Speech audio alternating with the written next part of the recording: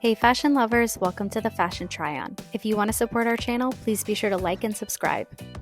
Today we are unboxing the Carolina Herrera CH Micro Duke Crossbody. This crossbody comes in a variety of colors, however today we're going to take a look at the black that comes with the CH kind of embossed leather print.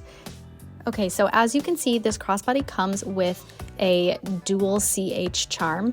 I believe on the other colorways it might come with a different type of charm, but there's always a little hanging charm. You can also purchase individual charms separately from Carolina Herrera that you can add or swap out here. Overall, this crossbody is genuinely the best size. It fits an iPhone perfectly, a Pro, not a Max. I haven't tried it with a Pro Max, but it does fit the Pro. It fits all of your essentials, a little wallet, a card holder, a lip gloss, a lipstick, a few extras, maybe a pack of tissues, things like that. There is not any internal organization, but I don't necessarily think you need any.